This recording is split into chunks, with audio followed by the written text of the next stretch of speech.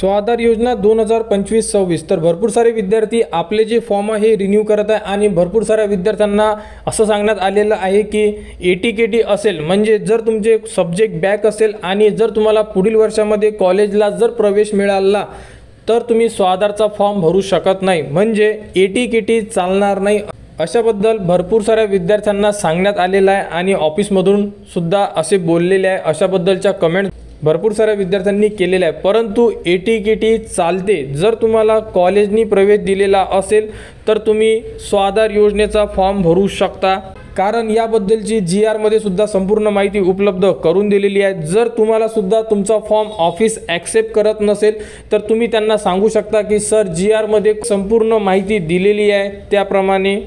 तर बघू शकता 2024च्या GRच्या 6 नंबरच्या पेजवर 2 नंबरचा पॉईंट दिलेला आहे। यामध्ये संपूर्ण माहिती दिलेली आहे, जसे की स्वाधार योजनेसाठी पात्र ठरलेल्या ज्या विद्यार्थ्यांना पदवी किंवा PG हे शैक्षणिक अभ्यासक्रम पूर्ण करताना ATKT प्राप्त झाली असेल त्या विद्यार्थ्याला फक्त एकदाच या अटीतून सूट देण्यात येईल, म्हणजे एखादा विद्यार्थ्यास दुसऱ्या वेळेस ATKT मिळाल्यास तो विद्यार्थी सदर योजनेस पुढील लाभ घेण्यास अपात्र असेल। याचा अर्थ असा आहे की एखादा विद्यार्थी फर्स्ट इयरला आहे, फर्स्ट इयरला त्या विद्यार्थ्याचे 1 ते 2 सब्जेक्ट बॅक आले असेल समजा, तर या विद्यार्थ्याची पहिली जे ATKT लागलेली आहे पहिल्या वर्षालाच, या विद्यार्थ्याला सेकंड इयरला जर कॉलेजनी ॲडमिशन दिलेली असेल तर या विद्यार्थ्याला स्वाधार योजनेचा फॉर्म भरू शकतो।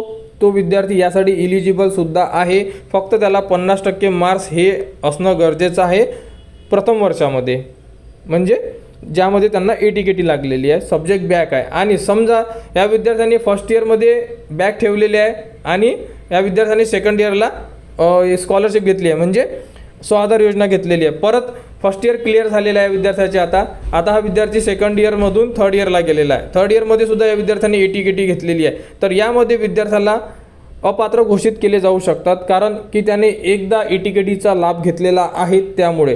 तर अशाबद्दल GR मध्ये दिलेला आहे। तरीसुद्धा तुम्हाला जर तुमचा फॉर्म ॲक्सेप्ट करत नसेल तर तुम्ही पहिल्या वेळेस जर ATKT असेल तुम्हाला तर तुम्ही ऑफिससोबत बोलू शकता की GR मध्ये दिलेला आहे आणि ATKT हे चालते, आम्हाला कॉलेजला प्रवेश मिळालेला आहे, डॉक्युमेंटसुद्धा रेडी आहे, फॉर्मसुद्धा भरलेला आहे, तर तुम्ही ऑफिसला फॉर्म सबमिट करा। कारण भरपूर साऱ्या विद्यार्थ्यांच्या विचारलेलं आहे, टेलिग्रामवर सुद्धा विचारलेलं आहे, काही विद्यार्थ्यांची SMS सुद्धा केलेले आहेत जे जवळपास आहेत त्यांनी विचारलं आहे, पण त्यांना आम्ही सांगण्याचा प्रयत्न केला, परंतु त्यांना सांगण्यात आलेलं आहे की ATKT चालत नाही। तर त्यांनी GR बद्दल बोलले तर त्यांचा फॉर्म ॲक्सेप्ट झालेला आहे, म्हणून हा पॉईंट महत्त्वाचा वाटला।